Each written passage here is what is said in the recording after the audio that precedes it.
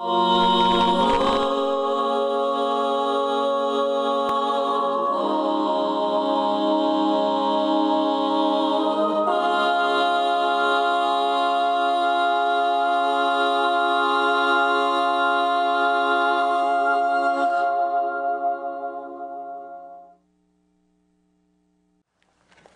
allons commencer notre prédication de ce matin. Je salue toutes ces personnes qui sont en train de nous suivre sur les web.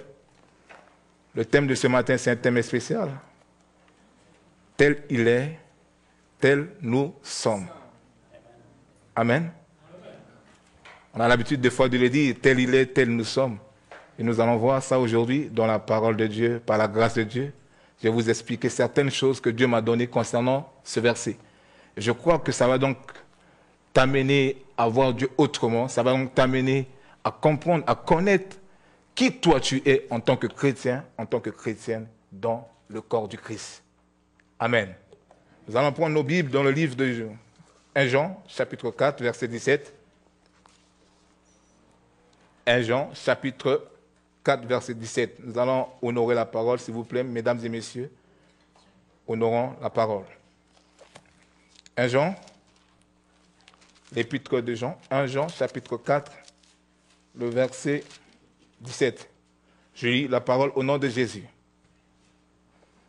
Voici comment l'amour est parfait en nous, afin que nous ayons de l'assurance au jour du jugement. Tel il est, lui, tel nous sommes aussi dans ce monde. Amen. Je relis encore. Voici comment l'amour est parfait en nous, afin que nous ayons de l'assurance au jour du jugement. Tel il est, lui, tel nous sommes aussi dans ce monde. Est-ce que vous pouvez donc vous asseoir en acclamant le roi des rois? Amen. Acclamons pour la parole. Acclamons pour la parole, acclamons pour la parole. Amen. Ce livre a été écrit par l'apôtre Jean. Pour ceux qui ne le connaissent pas, c'est un apôtre qui a marché avec Jésus. Amen. Il a dit, tel il est, tel nous sommes dans ce monde. Ce qui m'a beaucoup touché, c'est qu'il n'a pas dit, tel il sera, ou bien tel il était, tel nous serons dans ce monde. Le verbe ici est conjugué au présent. Amen. Il n'a pas dit, tel il était. Lorsqu'il était sur la terre, nous savons tous que Jésus, lorsqu'il était sur la terre, il était comment? Il était comme homme. Amen. Il a marché comme homme, fils de l'homme. Amen. On l'a considéré comme pécheur. On l'a considéré comme tout. On l'a considéré comme pauvre. Amen. Mais l'apôtre Jean n'était pas en train de dire qu'il était pauvre, non. Il a dit, tel il est aujourd'hui dans le ciel, tel nous sommes dans ce monde. Amen. Pas tel qu'il est dans le ciel, tel que nous serons dans ce monde. Parce qu'aujourd'hui, Jésus est dans le ciel, glorifié, justifié, assis à la droite du Père. Et c'est là où l'apôtre Jean est en train de dire, tel nous serons également, tel nous sommes également dans ce monde, pas tel que nous serons dans ce monde. Et certainement, tu es en train de poser la question, mais qu'est-ce que le pasteur veut donc nous enseigner? Parce que nous ne pouvons donc pas être comme Jésus. Amen. Il est dans le ciel. Et l'apôtre Jean est en train de dire, tel nous sommes dans ce monde, mais Jésus est Dieu. Est-ce que je peux être comme Jésus? J'ai rencontré un homme un jour qui m'a dit, pasteur, moi je ne pourrai jamais être comme Jésus. Pourquoi? Parce que Jésus, il est Dieu. Et puis, je ne peux jamais prendre sa place. Or, ce n'est pas ce que la Bible est en train de nous enseigner. Amen. Il faut savoir comprendre dans quel contexte l'apôtre Jean est en train d'écrire cette écriture. Quand il dit, tel il est, tel nous sommes dans ce monde. Amen. Je vais vous aider à comprendre réellement qu'est-ce qui est ce passage concernant notre destinée. Amen. Donc vous allez voir avec moi, vous allez prendre vos Bibles également avec moi dans le livre de Genèse 1. Excusez-moi, je vais ouvrir une parenthèse ici. Genèse 1, versets 26 à 28. Genèse chapitre 1. Aujourd'hui, je ne vais pas prêcher, je vais essayer d'enseigner l'Église. Amen. Genèse chapitre 1, versets 26 à 28.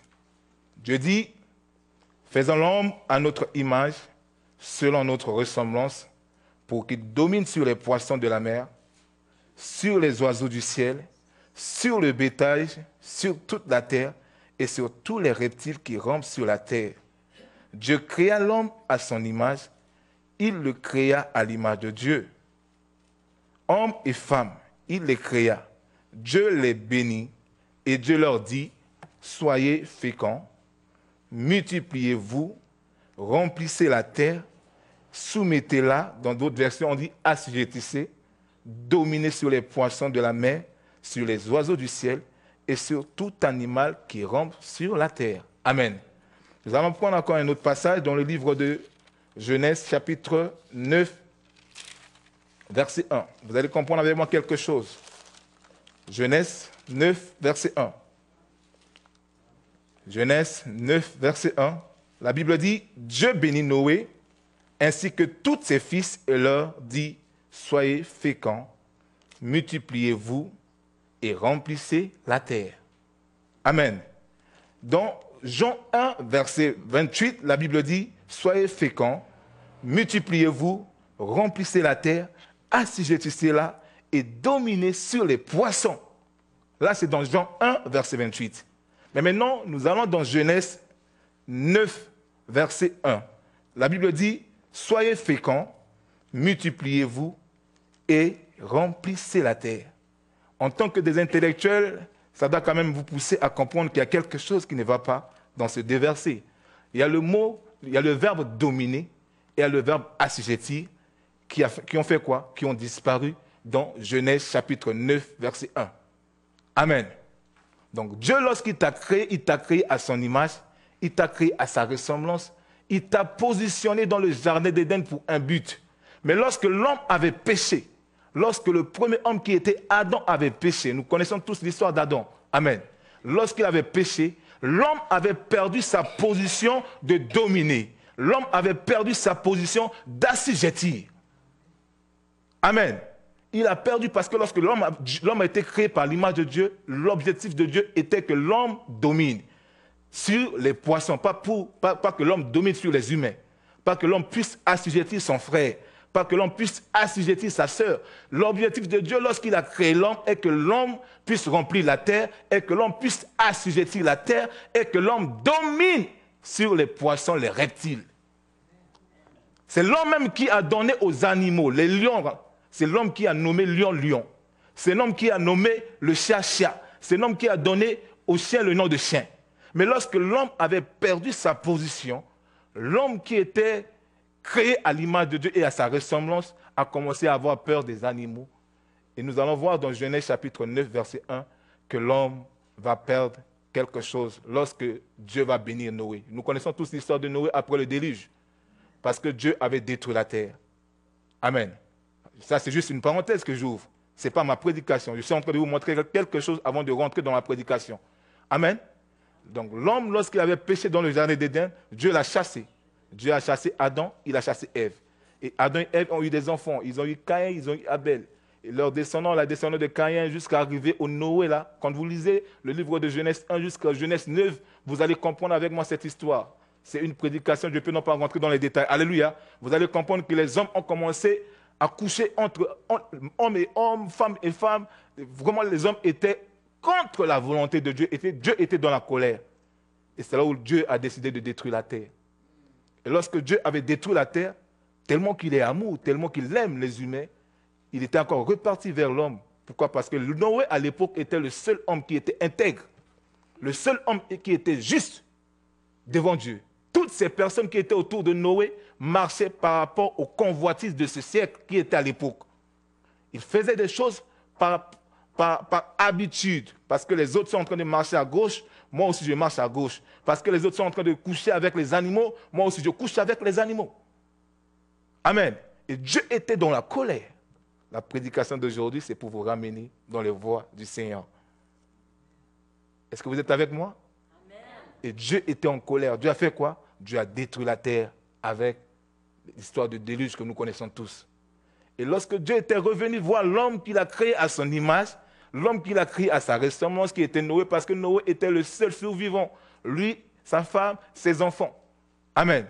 Dieu était revenu vers Noé. Il n'a pas dit à Noé, cette fois-ci, tu vas dominer. cette fois-ci, tu vas assujettir. Cette fois-ci, non. Il a dit à Noé, cette fois-ci, tu vas multiplier la terre. Amen. Cette fois-ci, tu seras fécond. Et cette fois-ci, tu vas remplir la terre. Vous allez comprendre avec moi ici que le verbe dominer a disparu. C'est que nous avons perdu quelque chose. Nous qui étions l'image de Dieu, nous qui étions créés à la ressemblance de Dieu, nous avons perdu notre position à cause de quoi? À cause du péché. Amen. Donc c'est que le péché peut donc t'amener à perdre quelque chose de la part de Dieu. Mais gloire soit rendue à Dieu, tellement qu'il nous aime. Dans Jean chapitre 1, verset 12, la Bible dit, quoi? Vous pouvez donc le lire? Jean 1, 12, nous allons voir. Tous ceux qui l'ont reçu, à tous ceux qui croient en son nom, il leur a donné le pouvoir de devenir enfants de Dieu. Donc, maintenant, pour devenir enfant de Dieu, il y a une condition.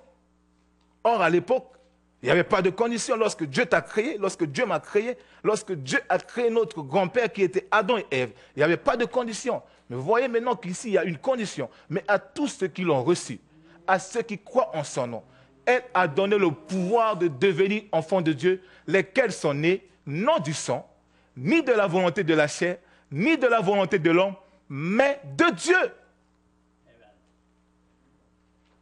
C'est là où l'homme avait perdu sa position. Est-ce que vous êtes avec moi? Je suis en train d'enseigner l'Église.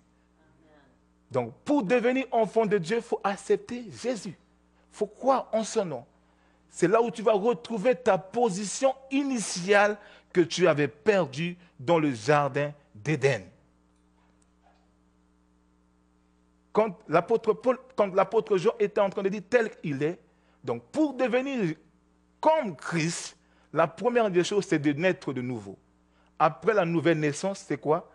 Il y a une position que tu dois retrouver. Cette position va te donner le pouvoir, va te donner la domination, va te donner l'assujettissement que toi, tu as perdu dans le jardin d'Éden.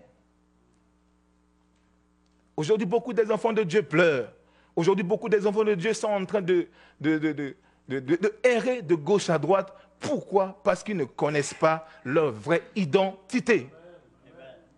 Le diable n'a pas peur. Ce qui effraie le diable, c'est pas parce que tu viens à l'église tous les jours. Venir à l'église tous les jours, c'est bien. C'est la communion fraternelle, c'est bien. Venir à l'église tous les jours, donner les dîmes, c'est bien. C'est important. Pourquoi? Parce que tu donnes tes dîmes pour que l'œuvre de Dieu puisse avancer. Mais ce qui effraie le diable, c'est lorsque toi, tu connais qui toi tu es dans le corps du Christ. Le diable a peur que tu puisses connaître ton vraie identité. Tu n'es pas n'importe qui. Tu as été créé à l'image, à la ressemblance de Dieu et tu as créé pour un but. Dieu ne t'a pas créé pour que tu puisses remplir la terre pour le plaisir. Dieu t'a créé pour que tu puisses remplir la terre, pour que tu sois son représentant, soit son gestionnaire, soit son partenaire sur la terre et que tu domines sur les oiseaux, sur les reptiles, pas sur les humains. Ce qui est bizarre maintenant, les hommes cherchent à dominer sur les humains, cherchent à assujettir les humains. Pourquoi? Parce qu'ils ne sont pas dans la volonté de Dieu.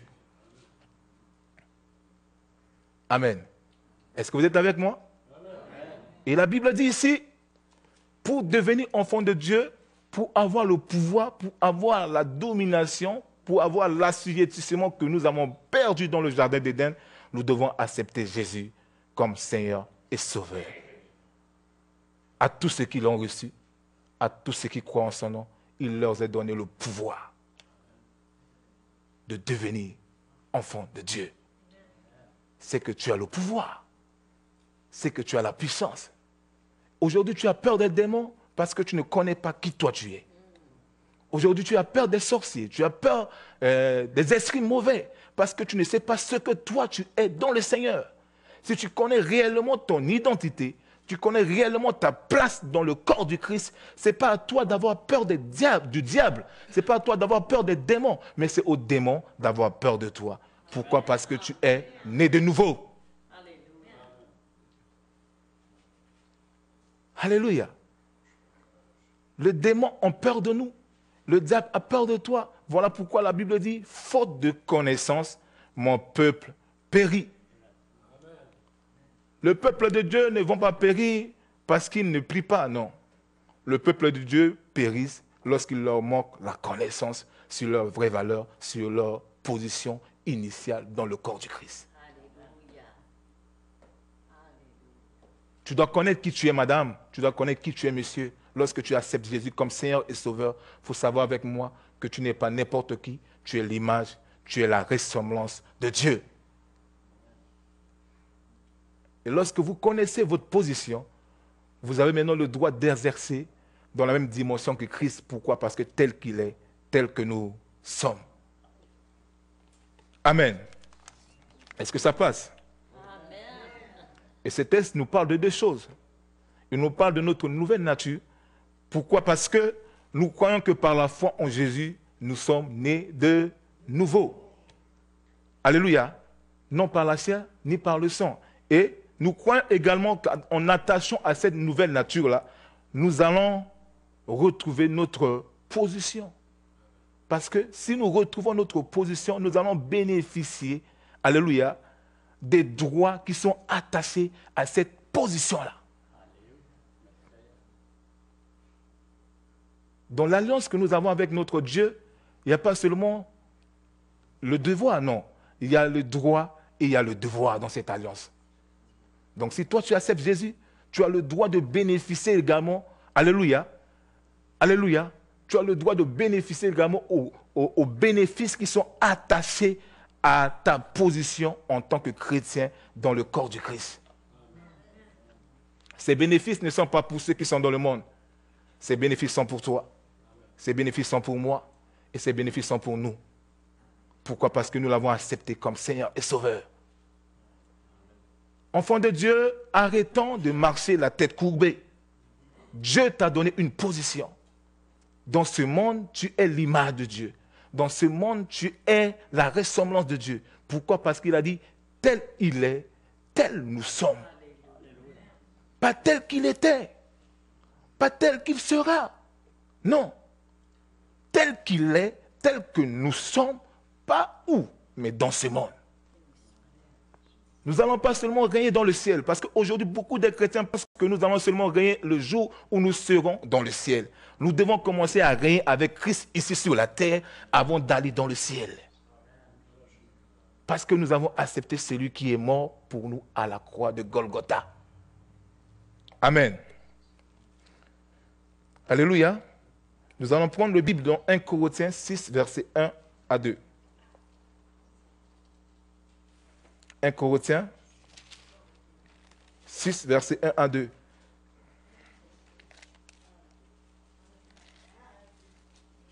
Je lis la parole au nom de Jésus. Quelqu'un de vous, lorsqu'il a un différend avec un autre, ose-t-il plaider devant les infidèles et non devant les saints? Ne savez-vous pas que les saints jugeront le monde? Et si ce n'est pas vous que le monde est jugé, serez-vous indigne de juger les affaires d'une moindre importance? Amen. Ne savez-vous pas que les saints jugeront le monde? Quand on parle des saints, on ne parle pas des saints qui sont avec le Père dans le ciel. On parle des saints qui sont sur la terre. C'est-à-dire que toi et moi, nous qui avons accepté Jésus comme Seigneur et Sauveur. Amen. Donc pour le monde, celui qui est saint, c'est celui qui est sans défaut. Celui qui est saint, c'est celui qui est irréprochable. Celui qui est saint, c'est un homme parfait. Or, la perception du monde, selon la perception du monde, il est impossible d'être saint. Mais nous allons voir selon la perception de Dieu. Lorsque Dieu nous dit que nous sommes irréprochables, lorsque Dieu nous traite des hommes parfaits, nous allons voir selon sa perception. Dans le livre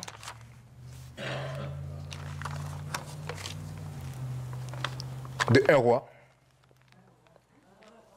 ouais, 1 roi, chapitre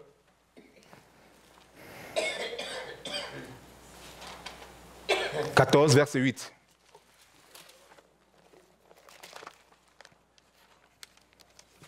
Un roi, chapitre 14, à partir du verset 8.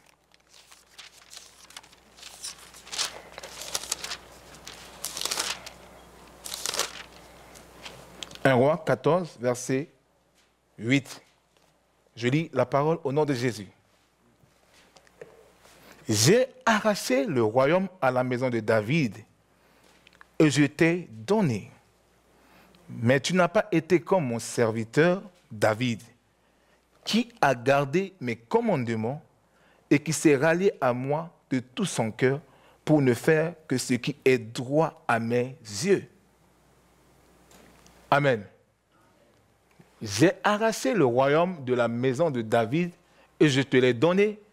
Et tu n'as pas été comme mon serviteur David, qui a observé mes commandements, qui a marché après moi de tout son cœur, ne faisant que ce qui est droit à mes yeux. Là, c'est la Bible qui nous le dit. La Bible est en train de parler de qui? De David. Nous connaissons tous que David a fait quoi? A tué. Nous connaissons tous que David a fait quoi? A couché avec la femme d'Uri. Nous connaissons tous que David était un adultère.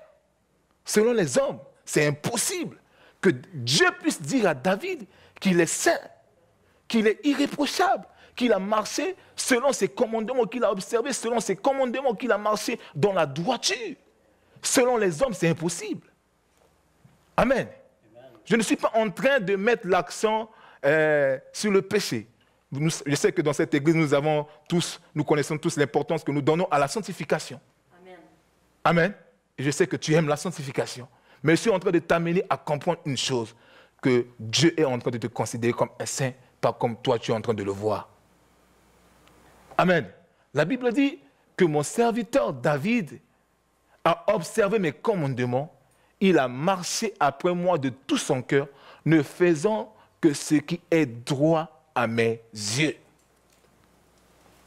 Donc, si nous voyons bien ce passage, si nous voyons bien la vie de David, vous allez comprendre avec moi que la perception, la définition de la perfection, la définition de la sainteté selon le monde n'est pas la même définition que Dieu nous donne. Amen. Parce que pour le monde, être parfait, c'est être sans défaut. Être saint, c'est un homme qui n'a pas de défaut. Or, nous connaissons tous que David avait des défauts. David a tué. David a couché avec la femme d'Uri. Donc, ce matin, j'aimerais dire à un homme, à une femme, ne te culpabilise pas à cause de tes péchés que tu as commis dans le passé. Parce que Dieu t'a pardonné. Dieu, quand il pardonne, il oublie. Il n'est pas comme toi, quand tu pardonnes ton frère, tu continues toujours à penser à ça. Dieu, quand il pardonne un péché, il l'oublie.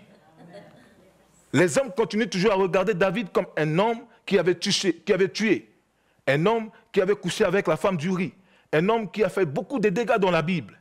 Mais Dieu ne le considère pas comme les hommes étaient en train de le considérer. Pourquoi? Parce que pour Dieu, il est donc un homme parfait, à cause de son cœur repentant. Est-ce que vous comprenez? Oui. Parce que si c'était toi, tu allais dire, mais non, Dieu, tu as un problème là. Hein? David, là, hier, il a couché avec la femme d'Uri. Il a fait ça. Mais comment est-ce que toi, tu peux donc dire que cet homme est parfait?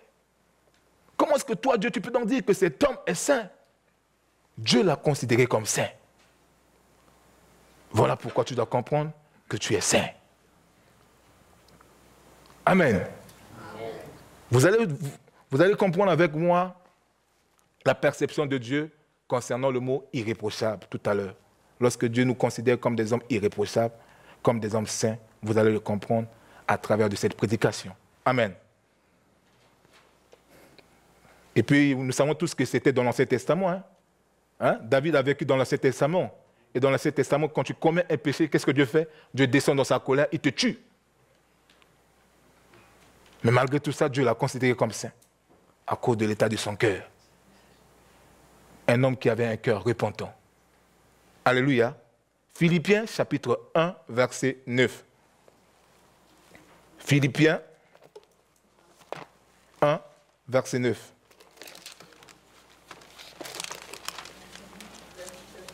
C'est là où ma prédication va commencer. J'étais en train de mettre que des points de base pour vous amener à comprendre quelque chose concernant ce verset. Amen. Philippiens chapitre 1, verset 9. Régie, vous pouvez donc nous retrouver ça? Oui. Ce que je demande dans mes prières, c'est que votre amour augmente de plus en plus en connaissance et en pleine intelligence pour le discernement des choses les meilleures, afin que vous soyez purs et irréprochables pour le jour du Christ, remplis de fruits de justice qui est par Jésus-Christ à la gloire et à la louange de Dieu. Amen. La Bible dit « afin que vous soyez purs ». Donc, il a commencé par dire « ce que je demande dans mes prières, c'est que vous… » Là, c'est l'apôtre Paul qui parle.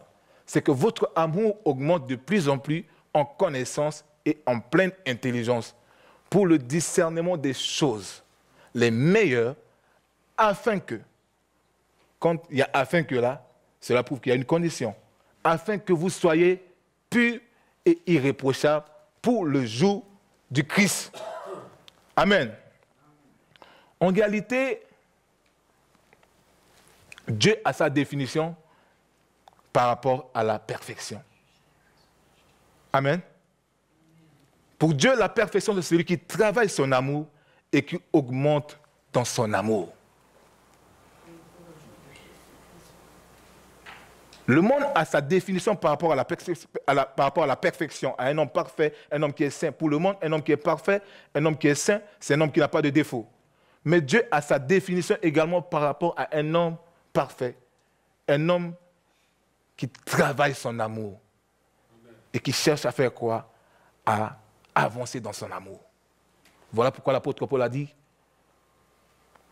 « Ce que je demande dans mes prières, c'est que votre amour augmente de plus en plus en connaissance et en pleine intelligence. Votre amour augmente. Pour le discernement des choses les meilleures, afin que vous soyez purs et irréprochables. » Donc, lorsque ton amour augmente, tu seras pur et irréprochable. Ça, ce n'est pas moi qui est en train de le dire. Alléluia. Ça, ce n'est pas moi. Ça, c'est la Bible. La Bible dit, lorsque ton amour augmente, tu seras pur et irréprochable pour le jour de Christ. Oui. Là, c'est peut-être après. Ça, c'est la prédication. On est sur le web. Amen. Pour le jour de Christ. Amen. Donc, ce que Dieu demande, c'est de ne pas avoir un amour, parce que l'amour que la Bible est en train de mentionner là, ce n'est pas l'amour que toi, tu as l'habitude de dire à ton mari, je t'aime, à ta femme, je t'aime. Amen. Ce n'est pas ça. Donc, excusez-moi, la clé pour devenir parfait avec Dieu, c'est l'amour. La clé pour devenir parfait avec Dieu, c'est l'amour. Nous allons voir ça dans Proverbes chapitre 10, verset 12. C'est un enseignement aujourd'hui. Je suis en train de vous amener de gauche à droite pour que vous puissiez comprendre quelque chose. Amen. Proverbes chapitre 10, verset 12.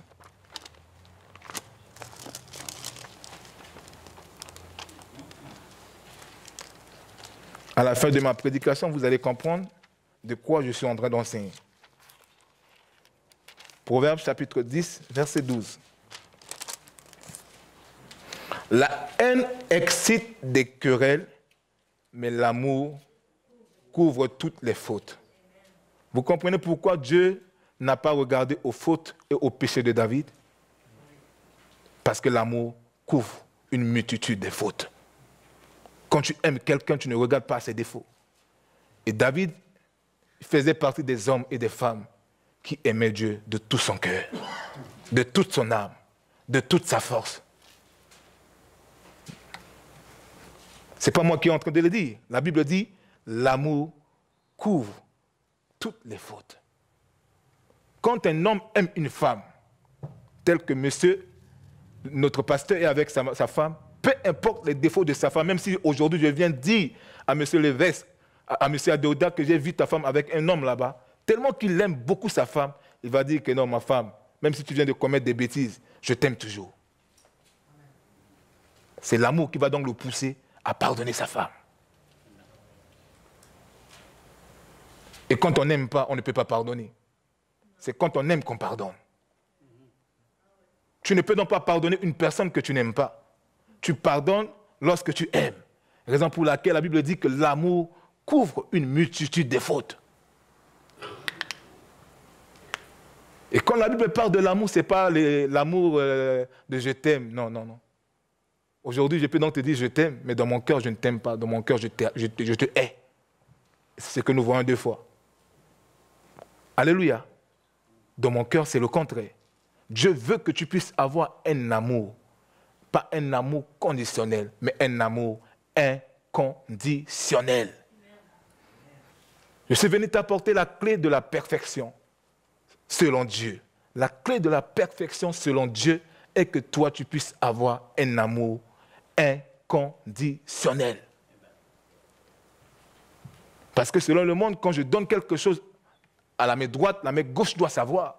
Mais selon Dieu, ce n'est pas ça. Quand tu as un amour inconditionnel, ce que ta main droite donne, la main gauche ne pourra jamais le savoir. Quand tu donnes à la main droite et que la main gauche est au courant de ce que la main droite t'a donné, c'est que ton amour est conditionné. Dieu veut que nous ayons un amour inconditionnel pour que nous puissions impacter le monde. Dans ce monde où nous sommes, si le monde ne voit pas en nous l'amour, le monde ne pourra jamais venir en Christ. Voilà pourquoi l'apôtre Jean est en train de dire tel qu'il est, tel que nous sommes dans ce monde. Donc dans ce monde, si nous voulons vraiment manifester la clé de la perfection que je peux donc vous donner pour être parfait selon les hommes, c'est que nous devons nous aimer d'un amour inconditionnel.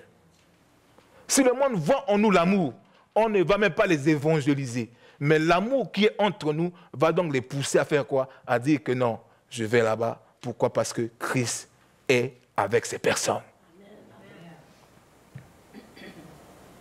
Galates.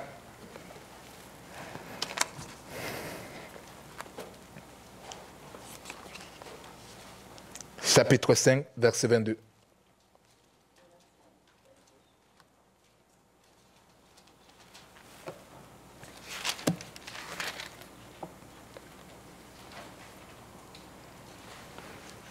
Galates 5, verset 22. Ma version est un peu compliquée. Voilà pourquoi je préfère toujours que vous puissiez mettre. Oui. Le fruit de l'esprit, c'est l'amour. La Bible a commencé par quoi? L'amour. Le fruit de l'esprit. La Bible n'a pas commencé par la joie. La Bible n'a pas commencé par la paix. La Bible n'a pas commencé par la patience. La Bible n'a pas commencé par la bonté. La Bible a commencé par l'amour. Le fruit de l'esprit. La chose qui est mentionnée au début, c'est l'amour. Amen. Et nous savons tous que le lien de la perfection, c'est l'amour. Colossiens 3, verset 14.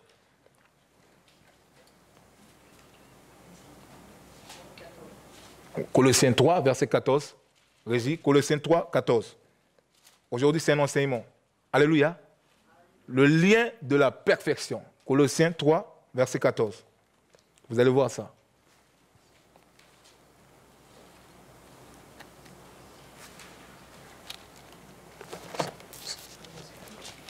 Colossiens, chapitre 3, verset 14. Mais par-dessus toutes choses, revêtez-vous de la charité qui est le lien de la perfection. Dans certaines versions, on dit, par-dessus toutes ces choses, revêtez-vous de l'amour qui est le lien de la perfection. Le lien de la perfection. Donc, c'est-à-dire que le lien de la perfection selon Dieu, ce n'est pas comme les hommes disent que non, la perfection, c'est être parfait. Pour les hommes de ce monde, la perfection, c'est être parfait, être sans défaut. Alléluia. C'est ça la perfection selon Dieu, selon le monde. Selon la définition de la perfection, c'est que tu dois être sans défaut, tu dois être parfait. Quand tu es sans défaut, là, c'est là où tu es parfait. Mais là, la Bible dit, le lien de la perfection, c'est l'amour. Donc, quand quelqu'un veut être parfait devant Dieu, il doit commencer à manifester un amour inconditionnel. Toutes les personnes qui ont reçu la prophétie dans la Bible, toutes les grandes personnes qui ont reçu la prophétie dans la Bible, ils ont vu l'accomplissement de la prophétie dans leur vie à cause de l'amour inconditionnel qu'ils ont manifesté. Abraham était le père de la foi. Nous connaissons tous Abraham. Nous l'appelons le père de la foi. Dieu l'a promis que tu auras un fils, Isaac. Il a fait des offrandes, il a fait ça tous les jours, il a attendu. C'est un homme qui avait la foi, nous connaissons tous. Mais un jour, lorsqu'il était assis devant sa maison, il voyait 3 hommes en train de passer. Il a manifesté un acte d'amour. Il les a appelés chez lui à la maison. Il les a invités. Il a invité ces 3 personnes chez lui à la maison. À l'époque, un chef comme Abraham, un patron comme Abraham, n'a pas le droit de laver les pieds de ses invités, selon leur culture hébraïque. Amen. Mais Abraham, lorsqu'il a invité ces 3 personnes, je peux donc dire Dieu le Père, Dieu le Fils, Dieu le Saint-Esprit, lui-même, il a lavé les pieds de ses invités. Il leur a donné à manger. C'est lorsqu'il a manifesté l'amour que ces personnes ont fait quoi? Ont libéré la parole prophétique dans sa vie. Donc Abraham, s'il n'avait pas manifesté un acte d'amour vis-à-vis de ces 3 personnes qui étaient seulement de passage, il n'allait pas vivre la manifestation ou bien l'accomplissement de la prophétie de Dieu dans sa vie. Il allait attendre. Amen. Un homme de Dieu que nous connaissons tous qui s'appelait Élisée, il était également un jour de passage. Et vous allez voir cette histoire dans le livre de 2 Rois, chapitre 4, versets 1 à 37. Je ne vais donc pas lire. La femme sunamite. Nous connaissons certainement cette histoire, la femme sunamite. Pour les lecteurs de la Bible, vous allez le lire à la maison, vous allez comprendre l'histoire de la femme sunamite. La femme sunamite a manifesté un acte d'amour inconditionnel. Élisée était en train de passer tous les jours devant sa maison. Un homme de Dieu qui n'avait rien. Il partait pour lui prêcher sa parole tous les jours, tous les jours. Cette femme était restée. Elle a dit non, ça ce sont les hommes de Dieu. Je dois construire une maison pour cet homme de Dieu. Je dois prendre en charge sa vie, je dois le nourrir. Il a construit une maison, il a commencé à prendre la vie d'Élisée en charge. Il n'attendait pas quelque chose derrière l'acte qu'elle posait. Elle ne s'attendait pas à ce qu'Élisée puisse prier pour elle. Parce que si vous lisez bien l'histoire, Élisée même a posé la question à cette femme, est-ce que tu veux que je puisse aller parler de toi au roi? Cette femme a dit non. Amen. Je n'ai même pas besoin que tu puisses aller parler de moi au roi. C'est le serviteur de Élisée qui a dit à Élisée que depuis que nous étions dans cette maison-là, on n'a pas vu un enfant. C'est que cette femme avait un problème, c'est qu'elle n'a pas d'enfant. Quand vous allez lire l'histoire, vous allez comprendre. Amen. Cette femme avait un problème, elle n'avait pas d'enfant. Mais lorsqu'elle avait accueilli l'homme de Dieu chez elle, lorsqu'elle a manifesté l'acte de l'amour inconditionnel, l'homme de Dieu était obligé de dire, l'année qui va venir, là, même heure, tu auras un enfant.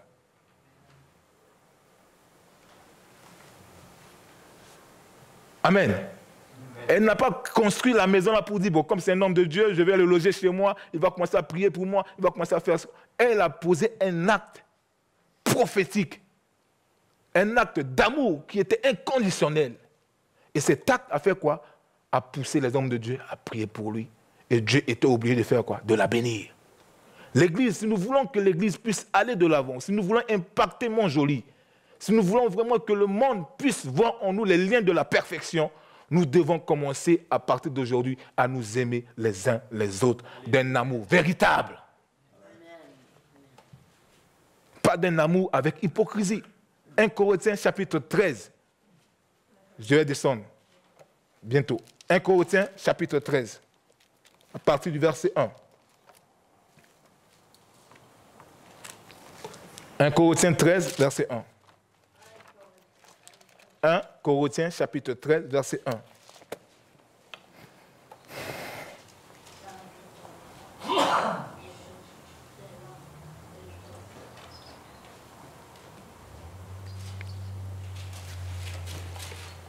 Quand je parlerai les langues des hommes et des anges, si je n'ai pas l'amour, je suis un airain qui résonne ou une cymbale qui retentit. Vous comprenez? Quand j'aurai le don de la prophétie, la science de tous les mystères et toute la connaissance, quand j'aurai même toute la foi qui peut transporter les montagnes. Parce que la fois passée, je vous ai parlé de la foi. Donc, tu peux même avoir la foi qui peut donc transporter les montagnes. Si tu n'as pas l'amour, tu n'es rien. Continue. On continue la lecture.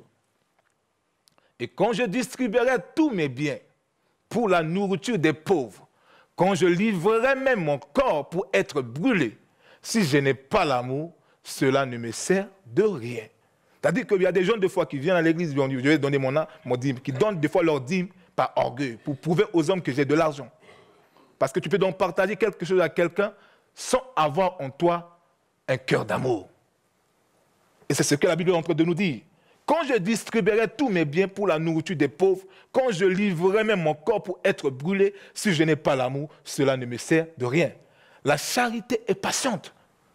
La charité est pleine de bonté. La charité n'est point envieuse. La charité ne se vante point. Elle ne s'enfle point d'orgueil. C'est ce que Dieu nous recommande ce matin. Je suis venu t'aider. Je suis venu te donner la clé qui va donc t'amener à être parfait devant les hommes de ce monde. Dieu veut que tu sois comme lui dans ce monde.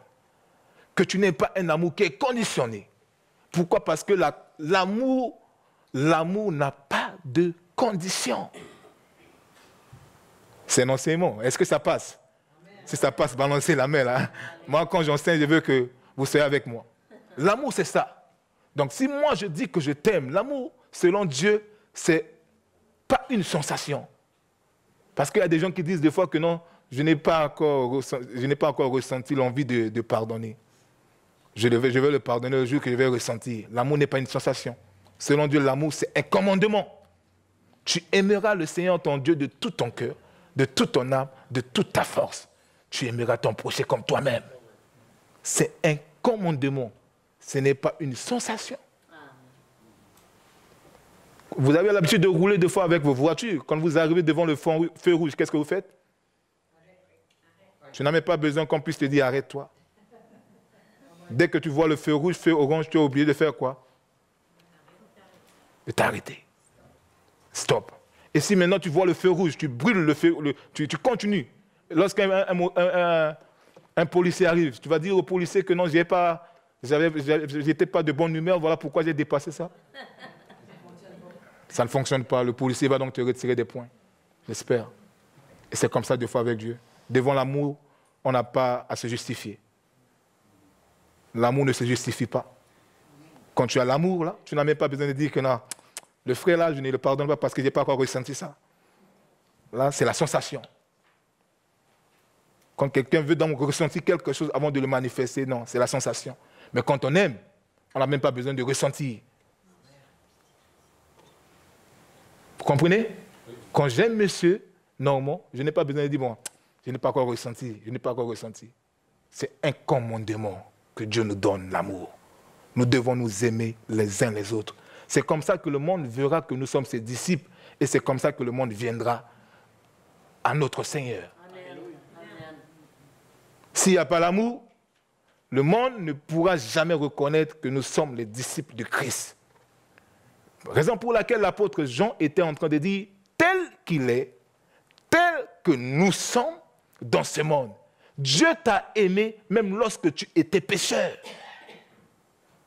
Il est dans le ciel aujourd'hui, mais il t'aime malgré tes défauts, malgré tes péchés, malgré tes infidélités, il t'aime. Alléluia. Donc si Dieu t'aime malgré tes défauts, Dieu t'aime malgré tes infidélités, toi également, tu dois l'aimer de tout ton cœur. Il est temps que tu donnes ta vie à Jésus. Tu ne viens pas à l'église parce que tu as échoué. Parce que l'église n'est pas un lieu des échoués. L'église, c'est un lieu des rachetés. Alléluia. C'est des hommes et des femmes que Jésus a rachetés par son sang. Et je sais que ce matin, tu es un racheté de Dieu. Tu n'as pas échoué. Mais tu es là parce que Dieu t'a appelé. Et si tu es appelé, tu dois manifester les œuvres de l'amour. Lorsque tu manifestes les œuvres de l'amour, pour les hommes de ce monde, ils vont dire que non, tu es spécial, tu es spécial. Tu es spécial parce que tu reflètes l'image de Dieu. Les liens de la perfection, c'est quoi? C'est l'amour. Et si tu veux déclencher un miracle dans ta vie, bien-aimé, manifeste les œuvres de l'amour inconditionnel.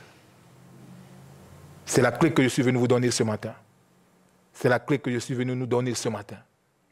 Nous devons donc nous aimer les uns les autres. Nous devons donc manifester un amour qui n'a pas de condition. C'est comme ça que Dieu nous attend. C'est que Dieu attend de toi, c'est que Dieu attend de moi, c'est que Dieu attend de nous l'Église. Même toi qui es en train de me suivre, ce que Dieu attend de nous, c'est que nous soyons ses représentants légaux sur la terre en manifestant l'amour qu'il a manifesté pour nous, en allant jusqu'à la croix de Golgotha. Malgré la souffrance, il a accepté d'aller à la croix de Golgotha. Et la Bible dit, il t'a aimé même lorsque tu étais pécheur. Donc même tel que tu es, même si tu es un pécheur, Dieu t'aime tel que tu es. Voilà pourquoi il a dit, venez à moi tel que vous êtes. Donc l'amour que Jésus a pour toi, l'amour que Jésus a pour moi n'est pas un amour qui est conditionné. C'est un amour inconditionnel. Et si Jésus a manifesté un amour inconditionnel vis-à-vis de nous, nous devons également manifester un amour inconditionnel vis-à-vis de nos frères, vis-à-vis de nos sœurs.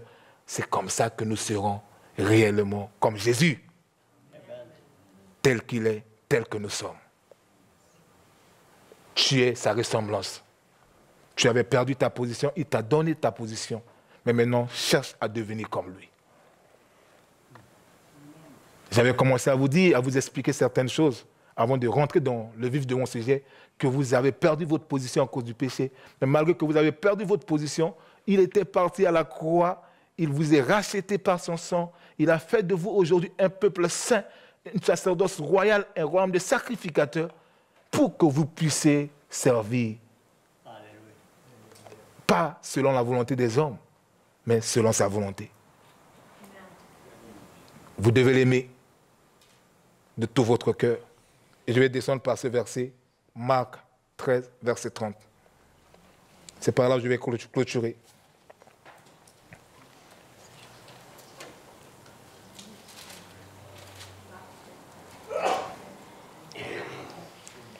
Marc 13, verset 30. Marc, chapitre 13, le verset 30.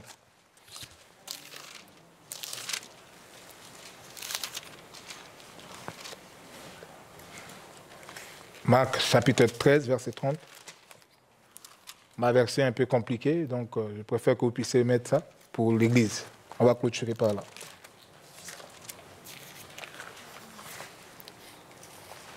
Marc 13, verset 30.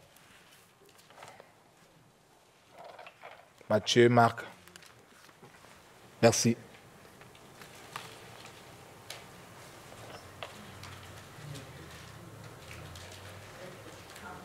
Marc. C'est Marc. Marc.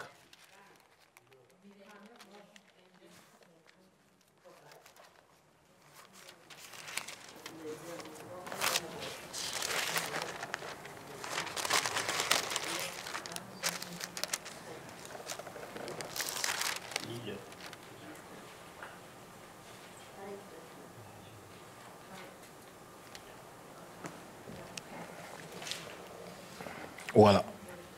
30 verset. Je vous le dis en vérité, cette génération ne passera point que tout cela n'arrive. Le ciel et la terre passeront, mais mes paroles ne passeront point. Cette parole n'est pas le mien, c'est la parole de Dieu. Cette parole ne passera point. Et je viens de vous prêcher la parole de Dieu qui vous demande de vous aimer les uns les autres. Je viens de vous prêcher la parole de Dieu qui vous demande d'avoir un amour inconditionnel. Parce que la perfection selon Dieu, ce n'est pas ce que les hommes regardent. Les hommes, pour eux, être parfait, c'est être sans défaut. Est-ce que vous comprenez? Oui. C'est être sans défaut. Mais pour Dieu, être parfait, c'est manifester les liens de la perfection qui est l'amour. Ce matin, je t'invite, toi qui es présent en ce lieu, toi qui es venu en ce lieu, toi qui m'as suivi, de donner ta vie à ce Jésus. Parce qu'il t'aime encore. Il t'aime d'un amour inconditionnel. Il veut que tu donnes sa vie, tu donnes ta vie à lui. Et il veut également que tu puisses commencer à aimer les uns et les autres. Parce qu'il veut que tu sois comme lui dans ce monde. Amen. Pas lorsque tu seras dans le ciel. L'amour, ce n'est pas au ciel que tu vas le manifester. L'amour, c'est sur la terre que tu vas le manifester. L'amour, ce n'est pas lorsque tu seras dans le paradis que tu vas commencer à le manifester. L'amour, c'est ici, parce que c'est un commandement que tu dois commencer à le manifester. Tu dois aimer ton frère, tu dois aimer ta sœur. Nous ne devons donc pas avoir l'amour comme les hommes de ce monde. La différence entre nous et ceux du monde, c'est que nous devons avoir un amour inconditionnel. Les hommes de ce monde cherchent un amour qui est lié à quelque chose. Ils t'aiment parce qu'aujourd'hui tu as l'argent. Demain, lorsque tu n'as pas l'argent à leur donner, ils t'abandonnent. Ils t'aiment parce qu'aujourd'hui tu es bien placé. Demain, lorsque toi tu seras malade, ils t'abandonnent. Dieu, même lorsque tu seras sur les lits des hôpitaux, il ne t'abandonnera jamais. Parce qu'il t'aime. Ce matin, si tu as en toi des choses dans le cœur, si tu as en toi des rancunes, libère ton cœur. Pardonne. Aime ton frère, aime ta sœur. Parce que Dieu veut que tu sois comme lui. Et si tu n'as pas encore donné ta vie à Jésus, donne ta vie à Jésus. Parce qu'il veut que tu sois comme lui dans ce monde. Est-ce que je parle à quelqu'un? Je suis en train de descendre doucement. Dieu veut que tu sois comme lui dans ce monde. Le lien de la perfection, c'est l'amour. Nous allons nous mettre debout. Nous allons nous mettre debout, s'il vous plaît, mesdames et messieurs. Je suis à la fin, par rapport à l'heure. Nous allons nous mettre debout. Et j'aimerais que tu puisses prendre un engagement après cette prédication. Aujourd'hui, je vous ai dit que je ne suis pas venu prêcher, je suis venu vous enseigner quelque chose afin que vous puissiez comprendre qui vous êtes réellement dans le Seigneur. Vous êtes son image, vous êtes sa ressemblance et vous devez commencer à être comme lui dans ce monde. Être comme lui dans ce monde, c'est d'avoir un amour inconditionnel pour les frères et pour les sœurs. C'est ce que Dieu attend de toi. Tu ne seras pas comme lui dans le ciel. Tu dois être comme lui sur la terre. Il est aujourd'hui dans le ciel.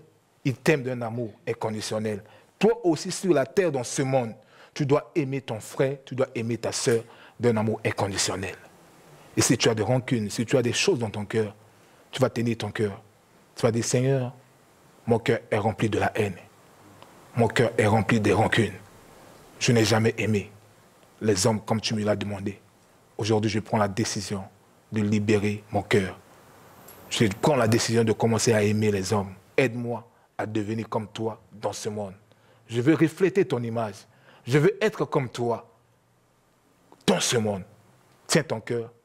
S'il vous plaît, mesdames et messieurs, tenez vos cœurs. Vous allez faire cette prière avec moi. Tenez vos cœurs. Vous allez faire cette prière avec moi. C'est une prière, une décision que tu vas prendre aujourd'hui.